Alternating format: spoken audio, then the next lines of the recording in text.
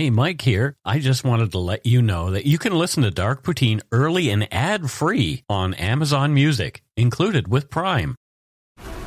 This episode is brought to you by FX's The Veil, starring Elizabeth Moss. FX's The Veil is an international spy thriller that follows two women as they play a deadly game of truth and lies on the road from Istanbul to Paris and London.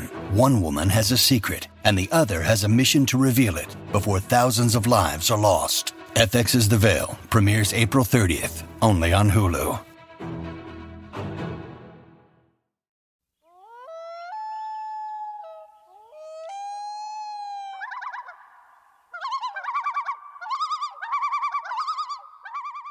Welcome back to Dark Poutine. I am Mike Brown here in Langley, British Columbia, and in Vancouver is my good pal Matthew Stockton. Hello, Matthew. Looking out the window again, distracted. I think we're going to switch that up next week, and when you go, I'm Mike Brown, and I'm going to break in and go, and I'm Matthew Stockton. Well, there isn't anything next week because it's Christmas time, and we're taking a couple of weeks off. Slacker. Slacker? What do you mean? Yeah. I'm going to be actually doing a lot of writing and an interview for our 300th episode, which is the first one that drops in the new year. So I'm looking forward to that one. And I had half of an episode written for January. We might as well share this with everyone. And yeah, ended up spilling an entire cup of coffee on my laptop. Yeah. Took it to the Mac store and was told that it should just be buried because it's completely dead. So I lost the script. Oh, boy. I know. But anyway, I mean, you know, such is life. This stuff happens. Live and learn, as they say. As he drinks coffee over his laptop. As he drinks coffee and spills it on his new laptop. Do not. The views, information, and opinions expressed during the Dark Poutine podcast are solely those of the producer and do not necessarily represent those of Curious Cast, its affiliate Global News, nor its parent company, Chorus Entertainment. Dark Poutine is not for the faint of heart or squeamish. Our content is often intense, and some listeners may find it disturbing. We're not experts on the topics we present, nor are we journalists. We are ordinary Canadian schmucks chatting about crime and the dark side of history. Let's get to it. Put on your toque, grab yourself a double-double and a Nanaimo bar. It's time to scarf down some Dark Poutine. You are responsible for obtaining and maintaining at your own cost all equipment needed to listen to Dark Poutine. Dark Poutine can be addictive. Side effects may include, but not be limited to, pausing and questioning the system, elevated heart rate, pondering humanity, odd looks from colleagues as you laugh out loud at work, family members not into true crime worrying about you. Positive side effects may include some perspectives and opinions that you disagree with, as well as some wokeness and empathy. If you don't think Dark Poutine is for you, consult your doctor immediately.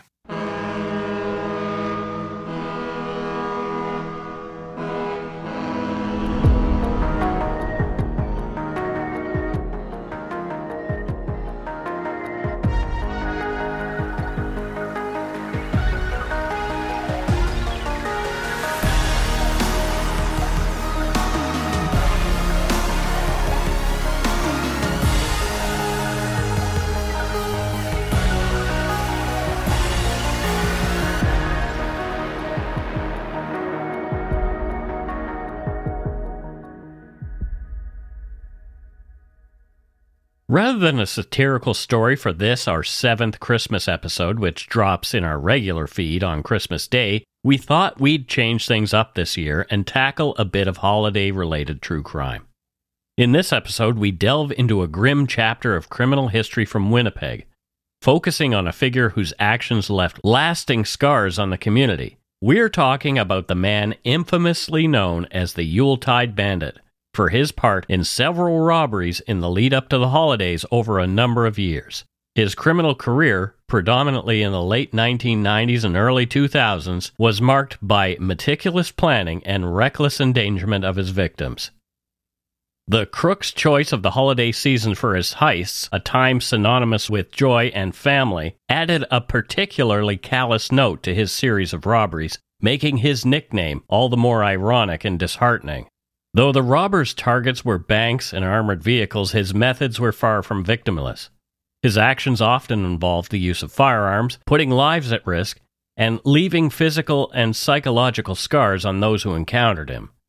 In one particularly harrowing robbery at Winnipeg's Polo Park Mall, Christmas shoppers had to dive for cover during a shootout between this man and a security guard. His eventual takedown after a tense 12-hour standoff, during which he took a former girlfriend hostage, was as dramatic as the rest of his spree. Police had in custody Michael David Syrnyk, a well-read 32-year-old who was nowhere on their radar for the crimes. In exploring the tale of Michael Syrnyk, we're reminded of the real impact of crime on victims and communities, especially as his left a stain on a time of year meant for joy and peace. This is Dark Poutine episode 299, Holiday 2023, Winnipeg's Yuletide Bandit.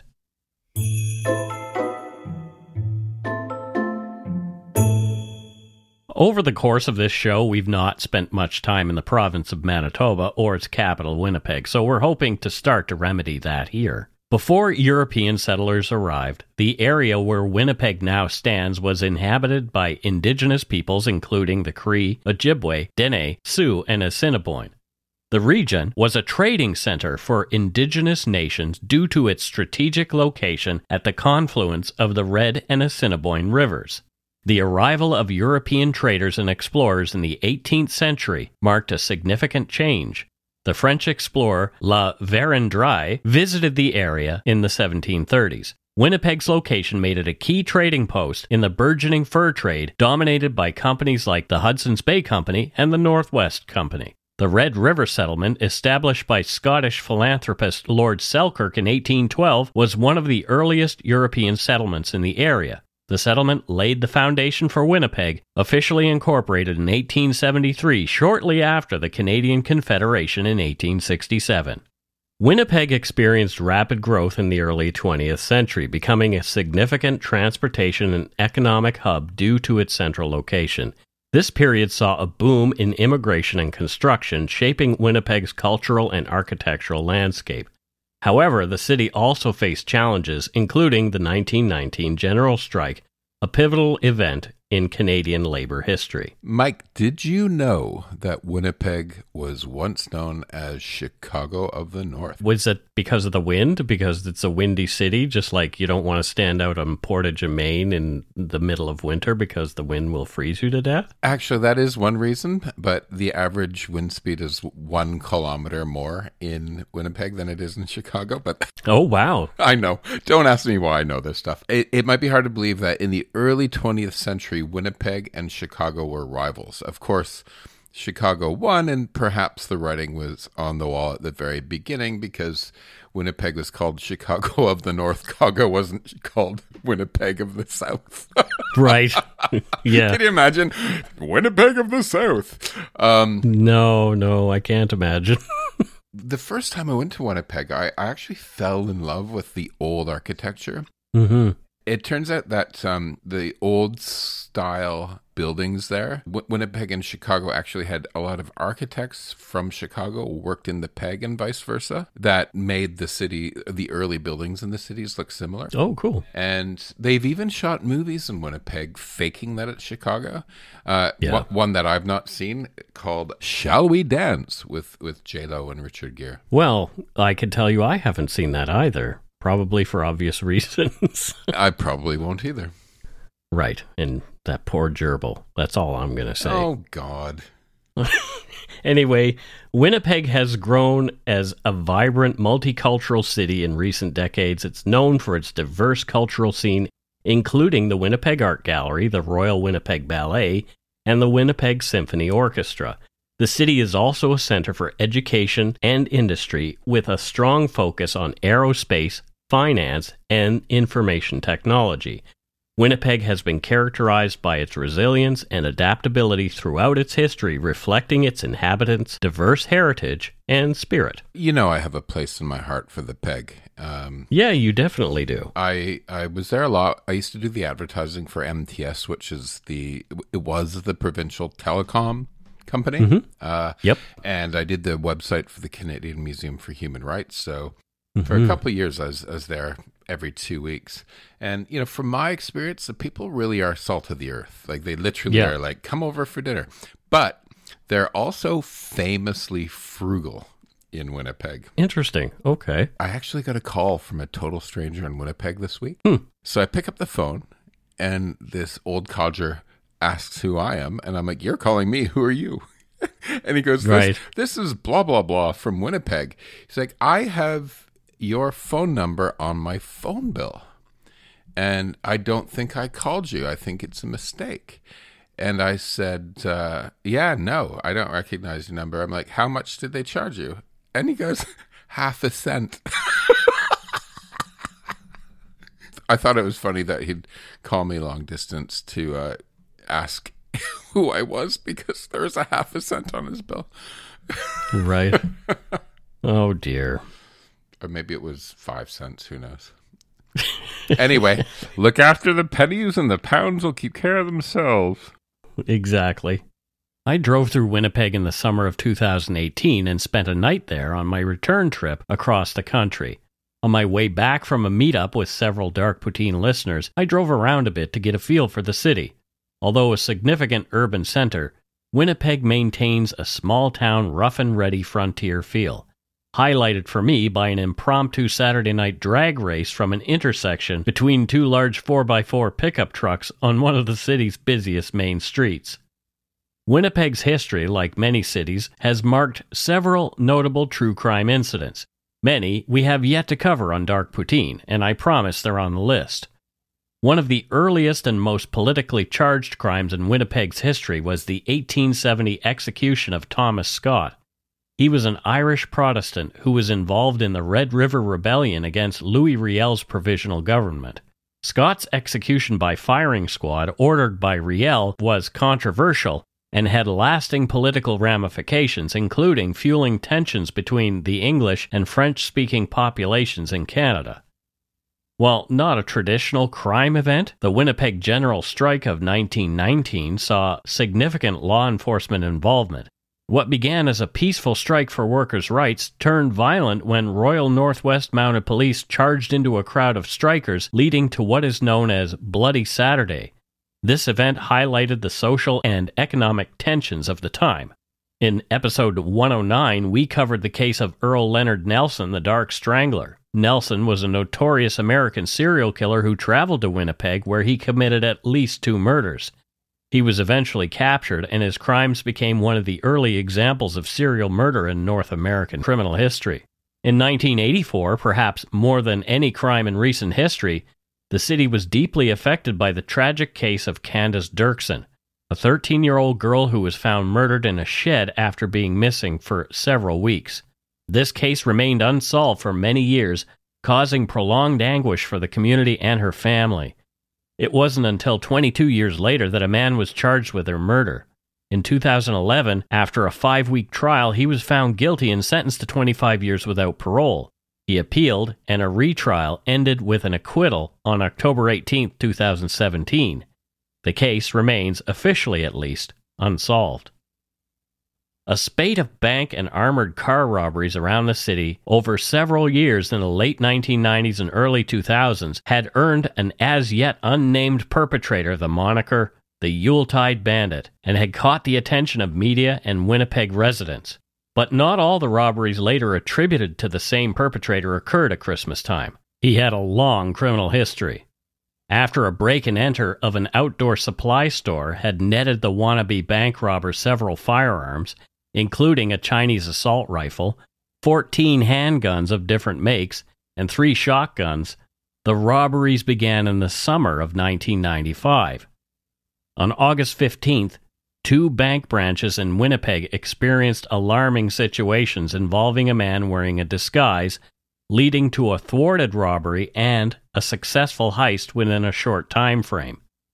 The first incident occurred at the Bank of Montreal on Marion Street.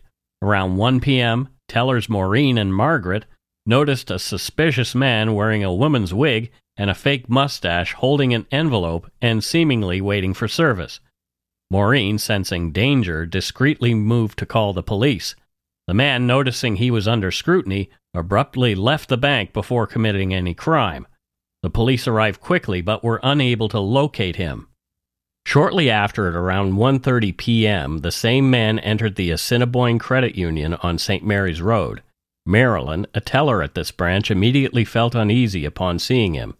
The man handed her a large envelope with a note demanding $4,000 in cash, warning her not to trigger any alarms as he claimed to be monitoring police bands.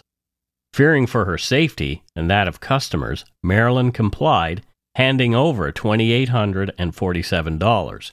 The robber then left the scene calmly, with most people in the bank unaware of the robbery. Why would he ask specifically for $4,000? That is a good question. Perhaps it was a number that he thought he might be able to get away with, that the teller might have had in her drawer kind of thing. Or maybe he needed a down payment for his car or something. That was $4,000. Or 2 Armani suits. Or is it after like 5,000 or something? It's like grand larceny or something like that. So he's like trying to... So it's like, if I get caught, it's going to be like not the next one up, even though it was at gunpoint. Well, theft under 5,000 is a thing. Maybe that's what his thinking was. Yeah, but I don't think it matters with armed robbery. I think he's probably not the brightest. So if you commit armed robbery for $2, I'm pretty sure it's the same. Yeah. Both of these incidents were quickly linked by the police, who rushed to the credit union following the robbery. Despite the efforts of employees to draw attention to the robber's escape route, he managed to evade immediate capture. The day's events highlighted the robber's boldness and the challenges bank employees face in handling such stressful and dangerous situations. Some of the crimes took place outside of Winnipeg. In July 1996, the bandit successfully carried out 2 robberies in Calgary on the same day without elaborate disguises, simply using sunglasses and a baseball cap, terrifying the bank tellers. Another event, not known to be related until the bad guy's capture, occurred on the evening of September 10, 1997. In Winnipeg, just before midnight, police responded to a disturbance at a home on College Avenue in the North End. While 2 officers were inside taking statements, their cruiser parked outside was struck by shotgun fire.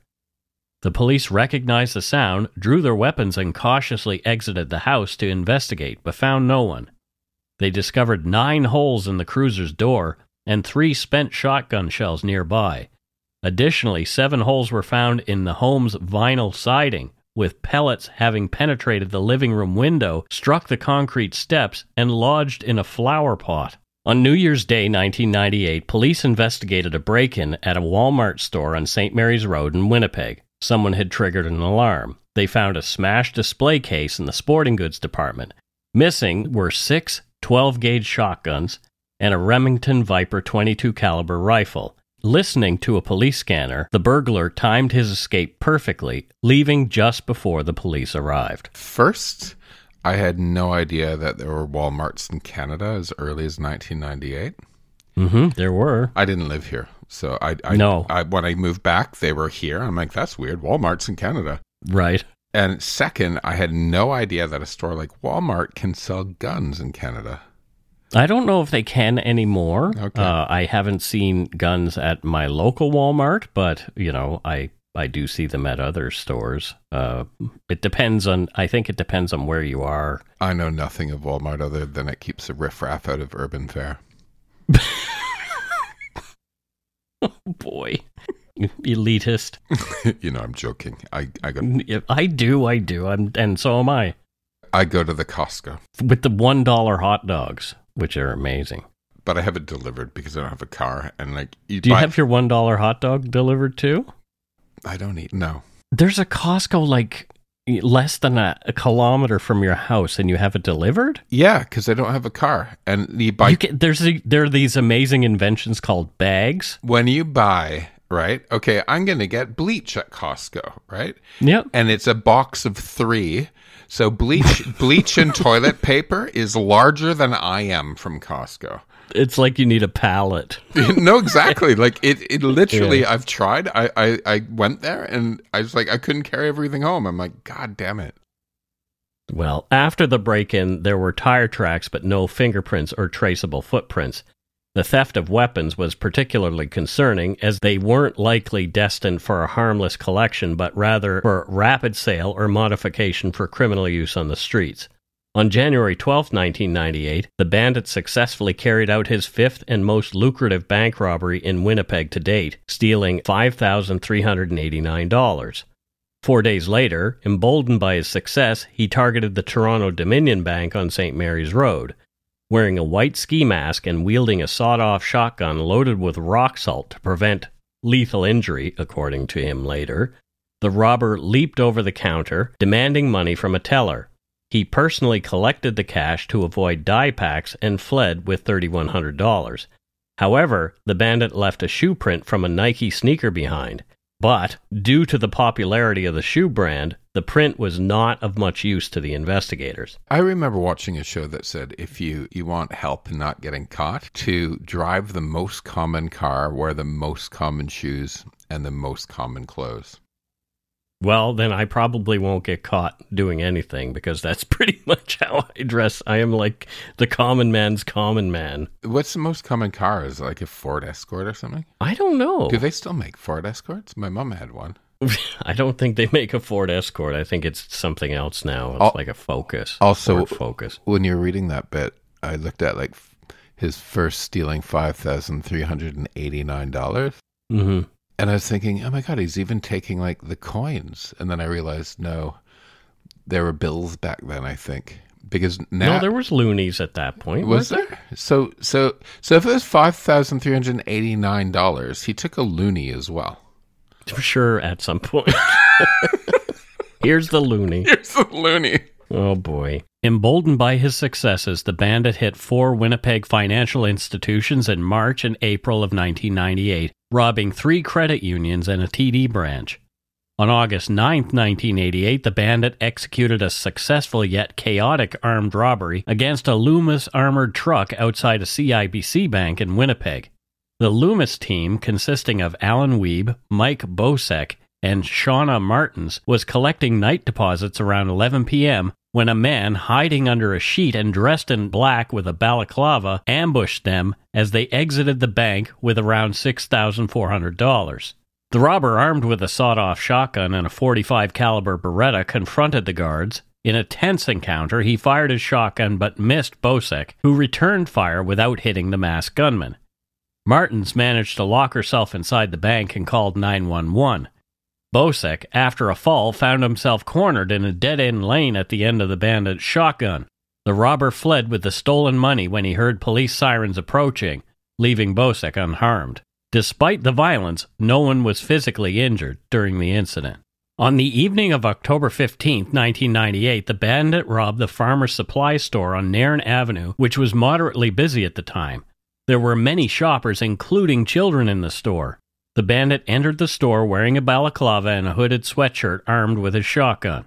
The robber created a commotion, threatening the customers and staff while demanding no one follow him. He then swiftly stole 2 12-gauge Remington shotguns from a shelf and fled. Wow, he's really getting bolder and bolder each time, isn't he?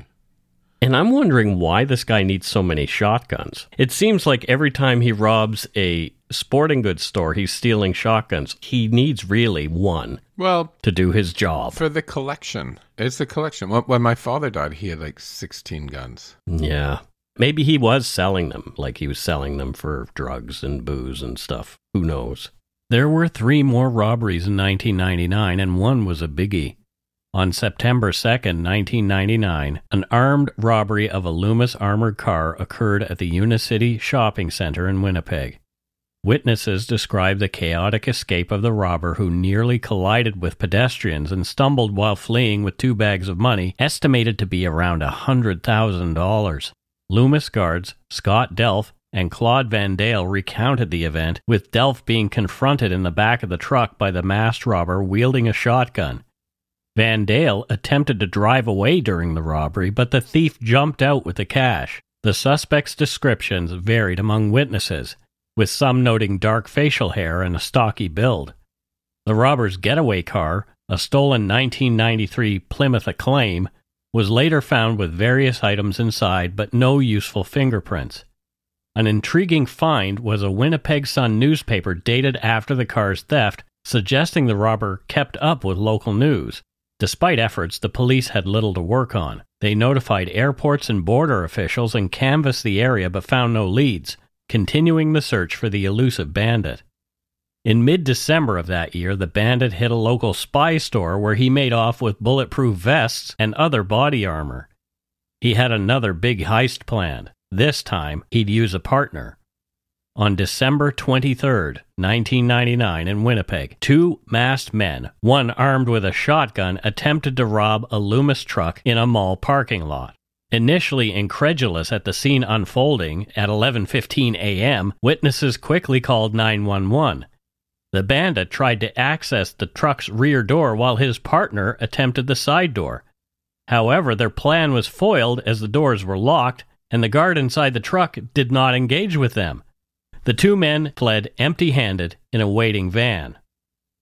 Unaware of the attempted robbery, the Loomis employees drove away but were soon stopped by police who had been alerted by witnesses.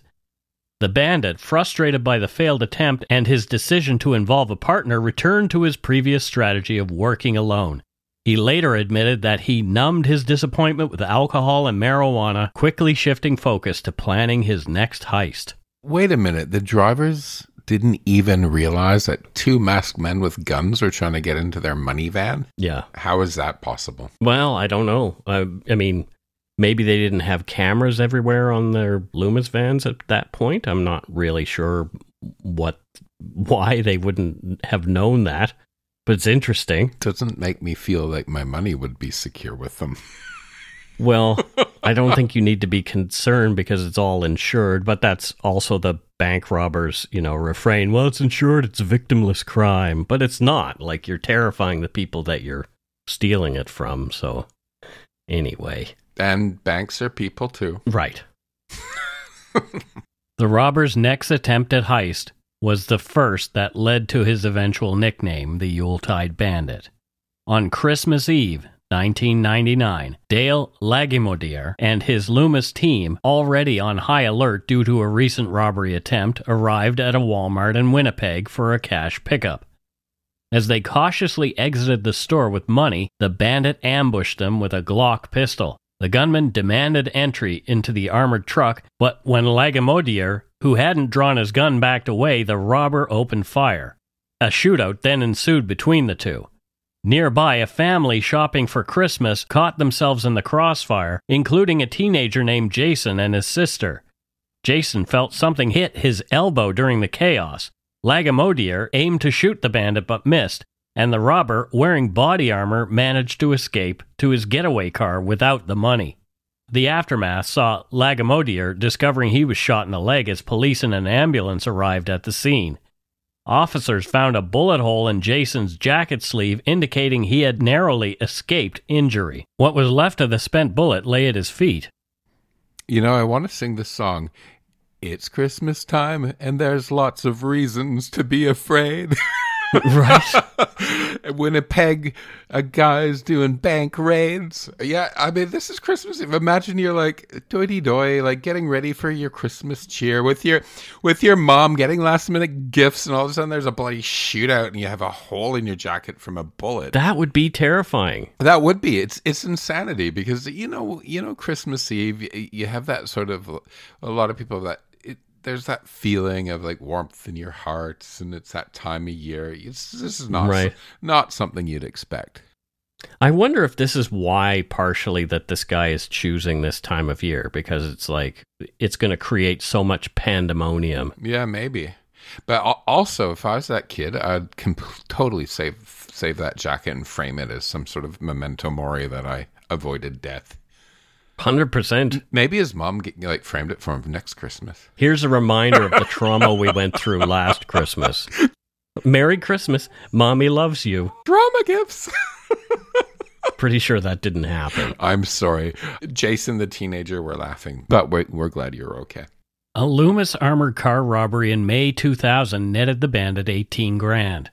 On December 12, 2000, a dramatic shootout occurred at the Polo Park Mall during a daytime armored car heist. The incident started when the robber, armed with a handgun, confronted a Securicor cash services guard outside the CIBC branch and demanded cash. This confrontation quickly escalated into a gunfight, with a total of 8 shots being exchanged between the robber and the armored car guard. The incident, of course, caused panic among the holiday shoppers, who screamed and sought cover as the gunfire erupted, the mall's Christmas music playing in the background of the gunfight.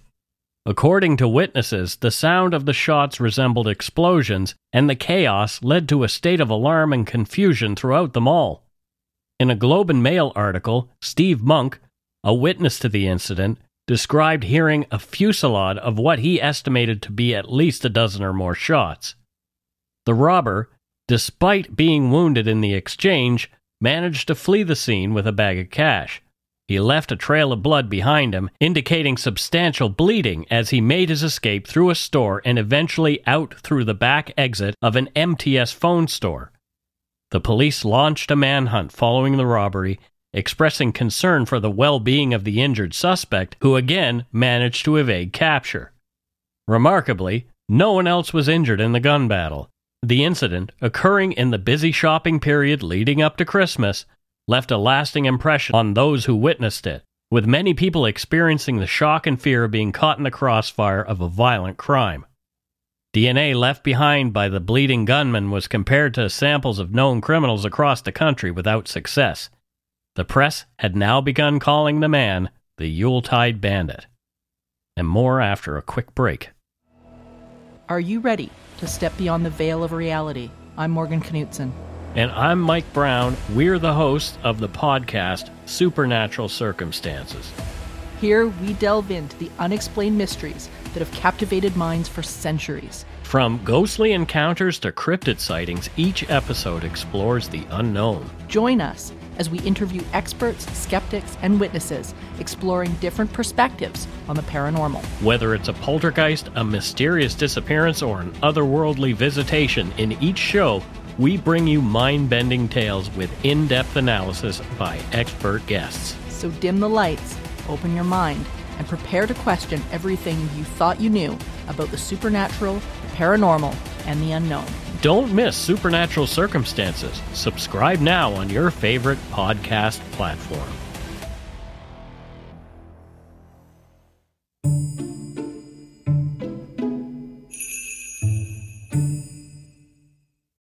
If you're looking for a smoking gun, I can absolutely guarantee you, you will not find it. In October 2001, a series of letters filled with a deadly powder called anthrax were dropped into the U.S. mail system. What started as an unprecedented case turned into an unsettling mystery. Who sent these deadly letters? And why? From Campside Media and Sony Music Entertainment, I'm Josh Dean, and this is Cover Up Season 4, The Anthrax Threat. Available now. Hey, it's Kaylee Cuoco for Priceline. Ready to go to your happy place for a happy price? Well, why didn't you say so? Just download the Priceline app right now and save up to 60% on hotels. So whether it's Cousin Kevin's Kazoo Concert in Kansas City, go Kevin, or Becky's Bachelorette Bash in Bermuda, you never have to miss a trip ever again. So download the Priceline app today. Your savings are waiting. Go to your happy place for a happy price. Go to your happy price, Priceline.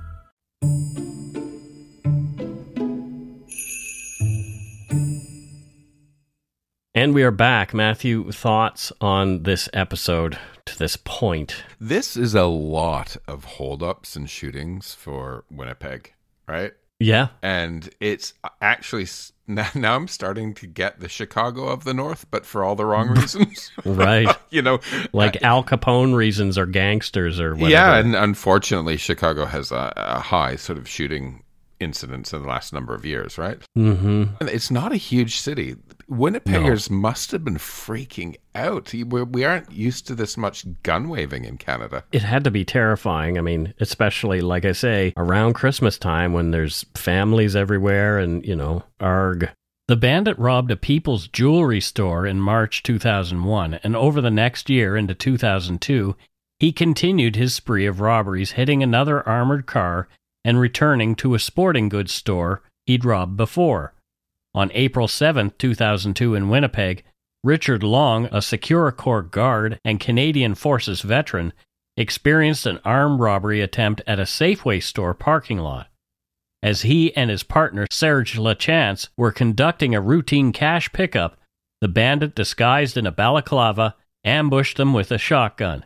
Long, caught off guard, exchanged gunfire with the bandit, who had meticulously planned the heist but was hindered by slippery conditions and quick response from the guards. After a prolonged chase involving Lachance driving the SecureCorps truck after him, the bandit managed to escape with $31,000, despite his van being damaged in the pursuit. The incident, which unfolded on a busy shopping day and involved numerous gunshots, miraculously resulted in no injuries. Witnesses, including James Van Santen, who found himself in the crossfire, were left shaken. The event underscored the increasing violence and audacity of the bandit's criminal acts. Everything unraveled less than a month later. The bandit was high on cocaine and frustrated after being dumped by his girlfriend, who worked in a massage parlor in Winnipeg's Chinatown. He took her hostage on May 1, 2002, barricading himself in the business overnight. The 12-hour standoff with police was later retold in Season 1, Episode 14 of 72 Hours True Crime, which you can see on Amazon Prime Video or YouTube.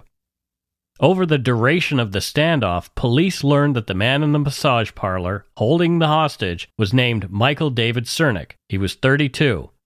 He also admitted he was the Yuletide Bandit, the man they'd been after since his crime spree began 7 years before. When he finally fell asleep, the Winnipeg police stormed the building and took the bandit into custody. In jail, Michael Syrnyk started talking, and he blathered away, admitting to numerous crimes, including 24 armed robberies since 1995.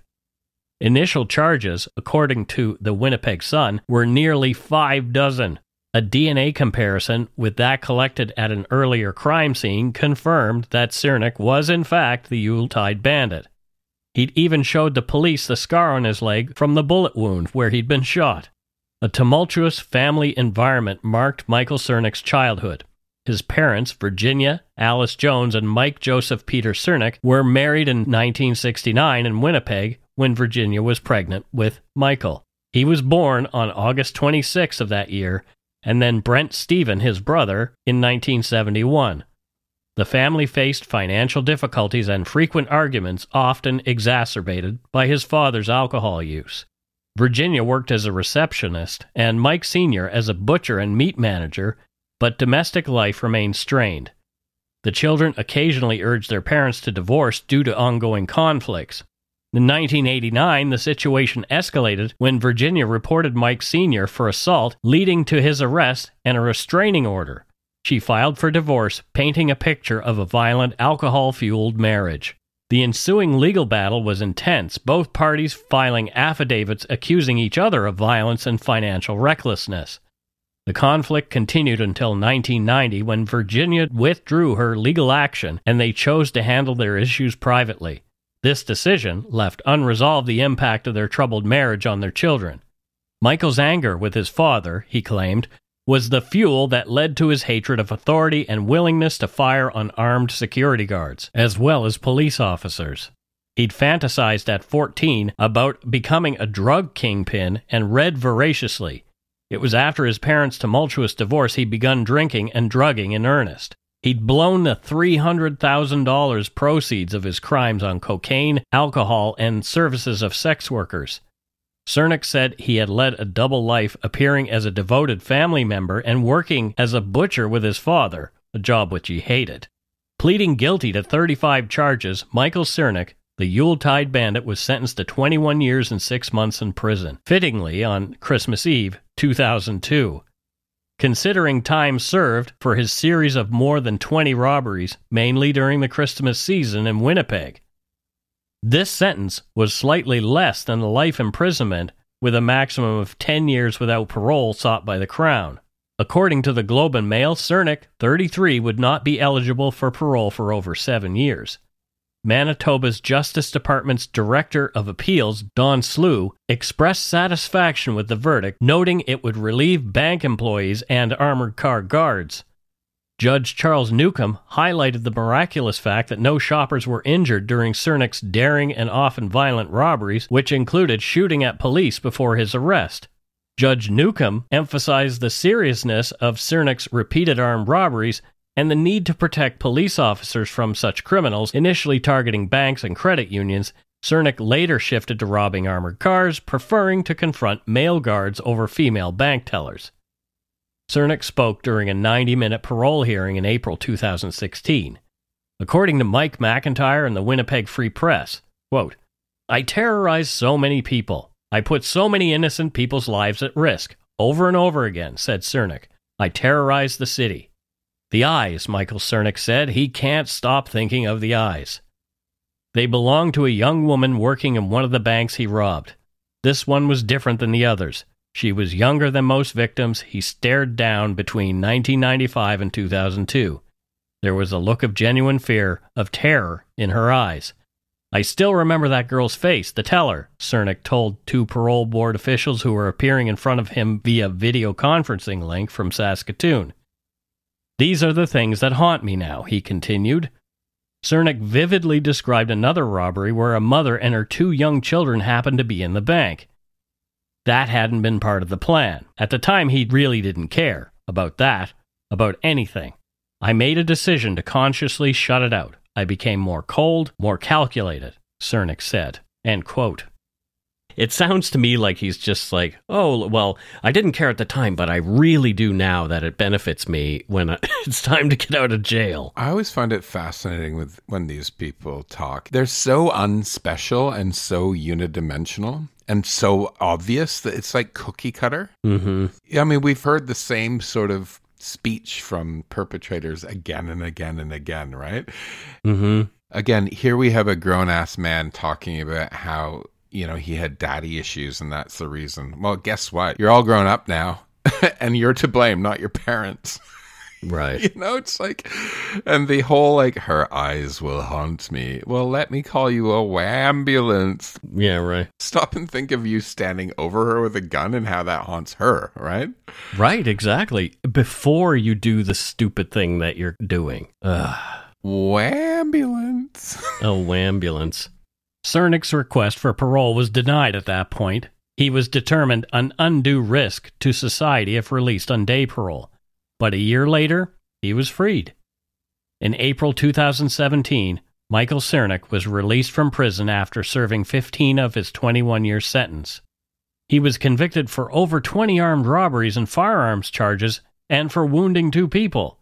He was currently residing in a Winnipeg community facility under 24-hour monitoring and required to report to a parole officer. Although the parole board deemed his risk manageable, police remained cautious.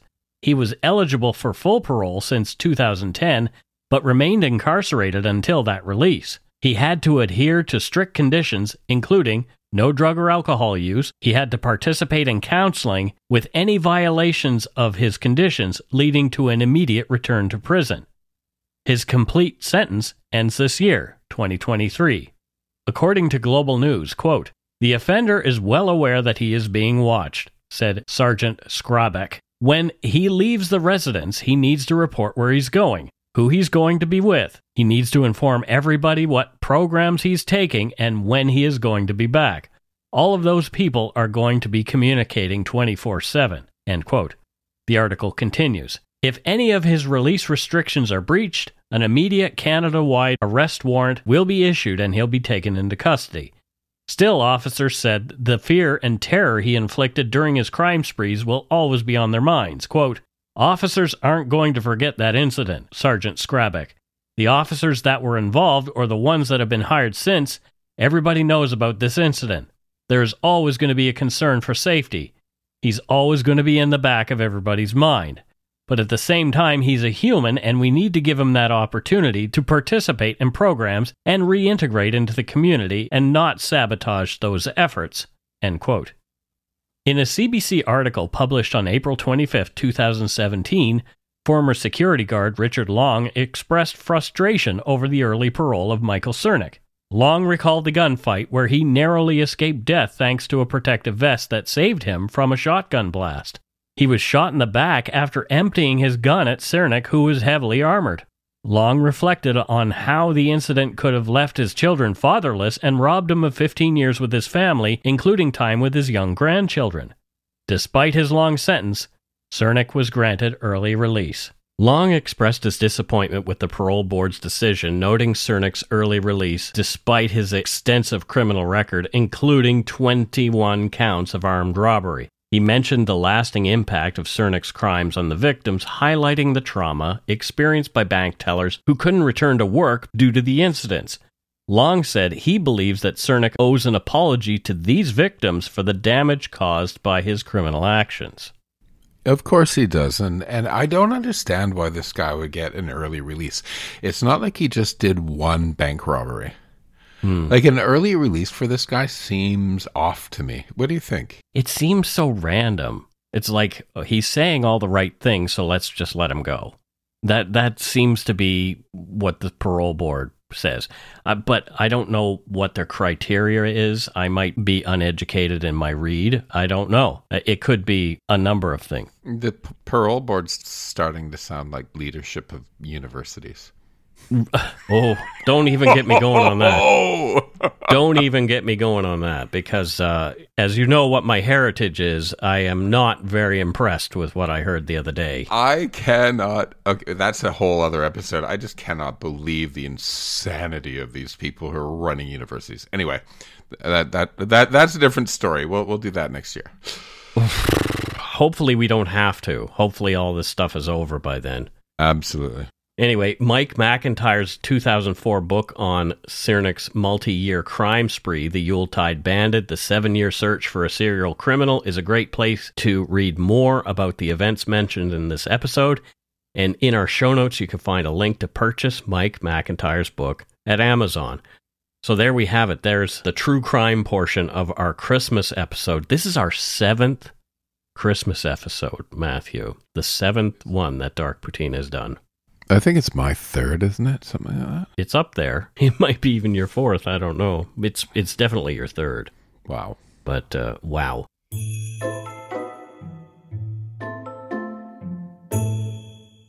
So we're going to lighten things up a little bit. It's Christmas after all. So I wrote my own take on a well-known Christmas poem. Here's 'Twas the Night Before Christmas, Dark Poutine 2023 edition. I was doing some scratching there for you. 'Twas the night before Christmas, in Vancouver no less, at the Eagle's Nest condo, in holiday dress, Mike from Dark Poutine with his cat's egg and waffles had just settled down with poutine and truffles. Matthew and Justin in their abode so grand, with Steve the Bulldog, a merry little band. Stockings hung by the fire with care and flair, in hopes that St. Nick soon would be there. In the kitchen, there's laughter and Justin's good cheer as he bakes butter tarts and the tortilla so dear. Mike, with his tales both eerie and keen, was prepping a podcast, a true crime scene. When out on the balcony arose such a clatter, Matthew spilled his eggnog to see what was the matter. Away to the window he flew like a moose, tore open the shutters and yelled, "What the deuce?" The moon on the breast of the new-fallen snow gave a luster of midday to objects below, when what to his wondering eyes did appear but a sleigh and 8 reindeer in old hockey gear, with a little old driver so lively and quick, they knew in a moment it must be St. Nick. More rapid than eagles, his coursers they came, and he whistled and shouted and called them by name. Now Gretzky, now Crosby, now Howe and Orr, on Linden, on Lafleur, on Lemieux and Bourque. To the top of the porch, to the top of the wall, now dash away, dash away, dash away all. As dry leaves before the wild hurricane fly, when they meet an obstacle, mount to the sky, so up to the condo the coursers they flew, with a sleigh full of toys, and St. Nicholas too. And they heard in a twinkling, they heard on the roof, prancing and pawing of each little hoof. As they drew in their heads and were turning around, down the chimney St. Nicholas came with a bound. He was dressed all in fur, from his head to his foot, and his clothes were all tarnished with ashes and soot. A bundle of toys he had flung on his back, and he looked like a trader, just opening his pack. His eyes, how they twinkled, his dimples, how merry. His cheeks were like roses, his nose like a cherry. His droll little mouth was drawn up like a bow, and the beard on his chin was white as the snow. He had a broad face and a round little belly that shook when he laughed like a jar of jelly. He was chubby and plump, a right jolly old elf, and they laughed when they saw him in spite of themselves. A wink of his eye and a twist of his head soon gave them to know they had nothing to dread. He spoke not a word, but went straight to his work and filled all the stockings and then turned with a jerk. Then laying his finger aside of his nose, giving a nod up the chimney he rose. He sprang to his sleigh, to his team gave a whistle, and away they all flew like the down of a thistle.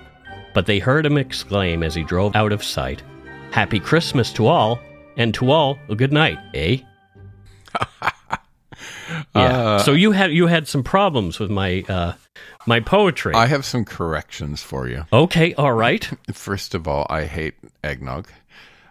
Matthew hates eggnog, yep. Secondly... So maybe that's why you spilled it. Did you spill it in your computer? Yeah.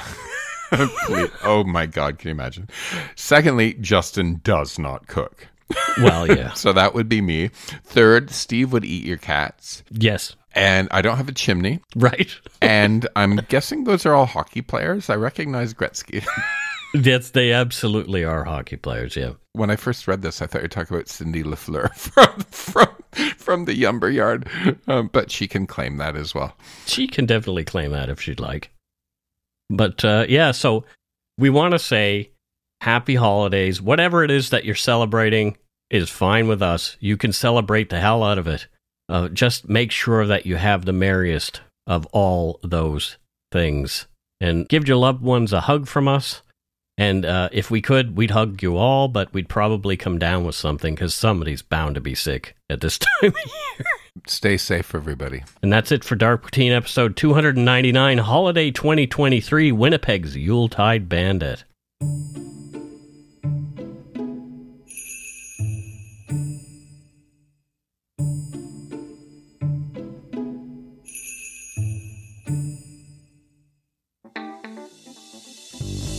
That's right. It's time for voicemails. You can leave us a message at 1-877-327-5786 or 1-877-DARK-PTN. We'd love to hear from you. Let's see who called us this week. Here's our first voicemail. Oh, hey, fellas. It's the devil here, just calling to say hello. Hello. And to comment on the Montreal Massacre episode, I have to say that it's such grim shit. To have so many wonderful women taken in their prime. That said, the perpetrator of these heinous crimes, is not here in hell. He's not even welcome here in hell. In fact, he can eat a bag of dicks. That's right, I said it. He can eat a bag of dicks. Anywho, just on a lighter note, I wanted to wish you all a very Merry Christmas and Happy Holidays from Satan Claus. Ho, ho, ho, ho. Give my love to Steve. Big scritches for Steve, okay? Satan away.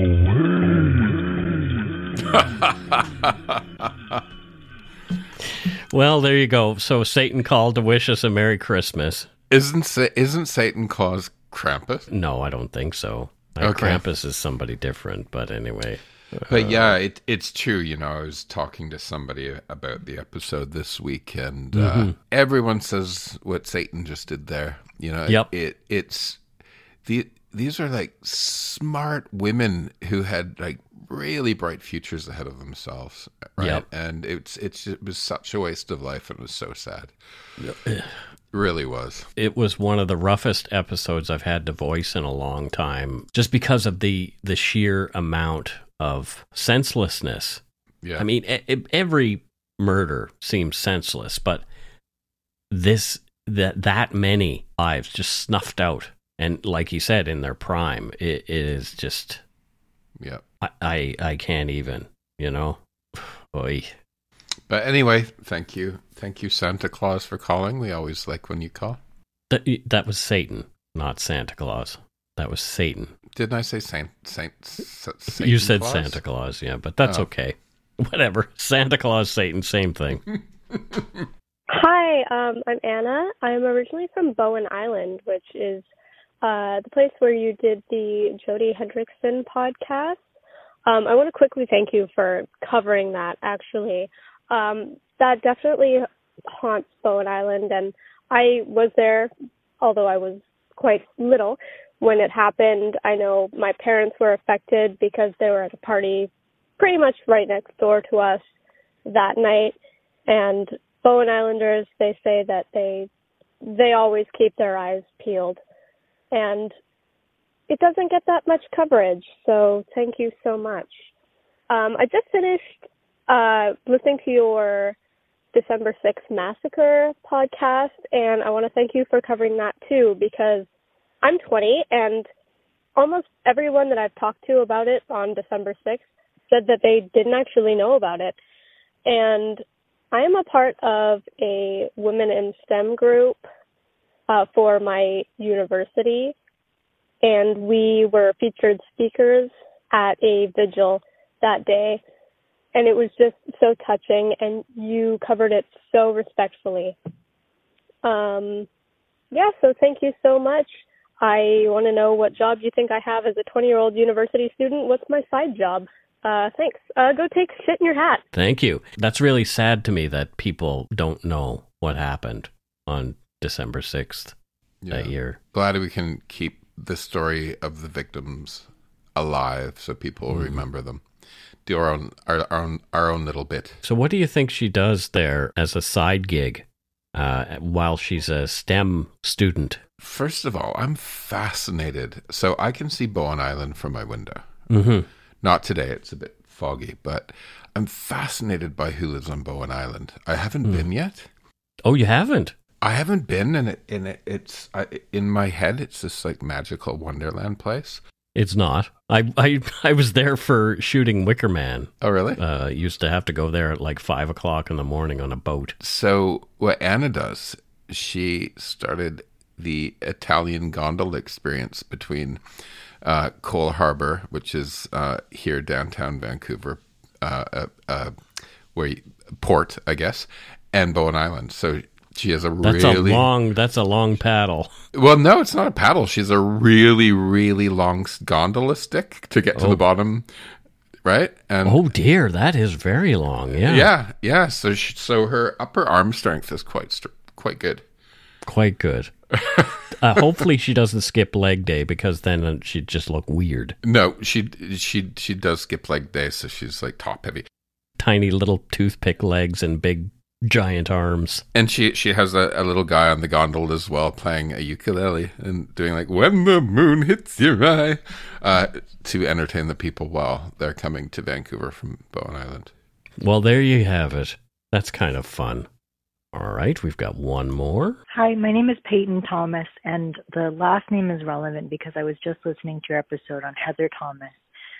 I was 8 years old, living in Langley at the time she was murdered, and close enough in the region that kids at school would come up to me on the playground and say, "I'm sorry about your sister." Like, we weren't related, but we did have that common surname, and I think a lot of people just assumed.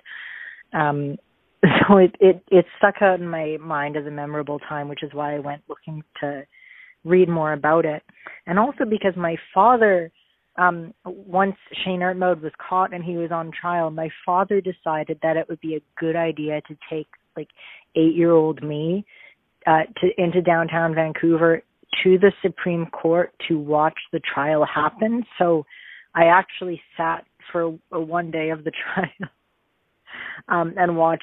I obviously don't remember exactly what happened or what I saw, but like Shane Armoured was very much there. I was very much 8 years old in the courtroom watching this happen. And what I do remember is that there was a law library at the Supreme Court which had some computers on it, and during a recess from the court, my dad let me go to the law library with the computers, and I looked up American Girl dolls and Nickelodeon games because I was bored of the courtroom drama. So that's my story. Thank you for doing justice to Heather's story and making sure that she's not forgotten. I do think about her a lot. All right, thank you. Thank you. And that one was episode 16, and the one that the caller talked about previously, Anna, about Jody Henriksen was episode 79. So, yeah, if you want to go back and listen to those are the episode numbers. But, yeah, I can't imagine going to a courtroom when I was 8. I could barely sit still. I was always being told to be still, so... Well, that's funny. Peyton, great name, first of all, became a entertainment and copyright lawyer because she combined that memory of being in the courts and playing Nickelodeon. And Nickelodeon. So that's what she does for a living now. That's interesting. That's she also has stuff. she actually has a great voice for radio as well. She definitely does. She should do her own podcast. That's it for this week's voicemails. Again, you can leave us one at 1-877-327-5786 or 1-877-DARK-PTN. We'd love to hear from you, even if it is just to say hi and to tell us to go shit in our hats. If you're stumped for what to chat with us about, a quick story is welcome. No patrons this week, but we do have a donut money donor, and it is our good friend, Jennifer Hesse. Jen! And she says, finally, I'm caught up now that I'm commuting again after 3 months of unemployment. We're so glad you have a job again. Thank you for keeping me company on the road. What's Jennifer Hesse's new job, Matthew? I'm just curious. Is it Hesse or Hess? Hesse, yeah. Well, she is currently about 5 blocks away from me. She's visiting Vancouver this weekend. Oh, yes, I saw that. She was asking what that big ball in the... Yes. Yeah, it's Science World. Yeah, I'm going to give her the job as a curator of Science World. Oh, there you go. Curator at Science World. So now she has to find out what that is because, it is. Want to know how to piss off a local? How? Call it intentionally World of Science instead of Science World. It gets this reaction that's way beyond. That doesn't make any sense. Why are people freaking out about that? Like when you say World of Science, like, it's Science World. Why do you say it like that? So from then on, I always call it World of Science. Oh, boy. Well, thank you, Jennifer, for your patronage. Well, your donut money donor, or your donut money, because it will keep us in donuts for a while. Yeah, because who knows? Mike needs a donut, as does Matthew, in your new waffly outfit that you're wearing. Your cozy waffly thing. Thanks to all our patrons and donut money donors past and present for your generosity. It helps to keep the show going. You can become a patron of Dark Poutine at patreon.com/darkpoutine. For a one-time donation, you can send us donut money via PayPal using our email address, darkpoutinepodcast@gmail.com. If you don't already subscribe to the show, it would mean a lot if you did. You can easily find Dark Poutine on Apple Podcasts, Spotify, or wherever you listen to your favorite shows. If you haven't gotten yours yet, my book, Murder, Madness, and Mayhem, is available to order via a link on the Dark Poutine website. And speaking of darkpoutine.com, please check it out for show notes and other cool stuff. We'd appreciate it if you took the time to give Dark Poutine a like or a follow on Facebook and Instagram. Most importantly, thank you for listening, and tell your friends about us. Word of mouth is a powerful thing. So that's it for this episode of Dark Poutine, and we will be back on our main feed on January 15th and on the Amazon Music feed a week earlier on January 8th. So have yourselves a happy new year, and don't forget to be a good egg and not a bad apple. Be a good eggnog. Yes, exactly.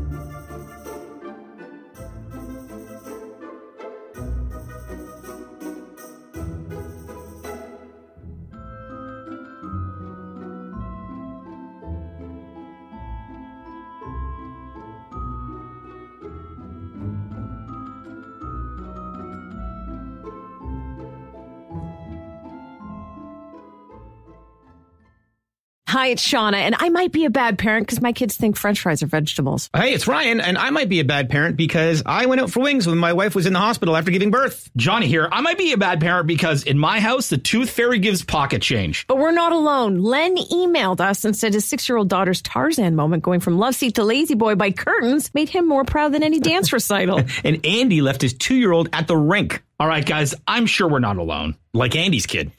For stories and confessions like this, make sure you check out our podcast. It's called Bad Parents, and it's available wherever you get your podcasts. I left a glove at the rink.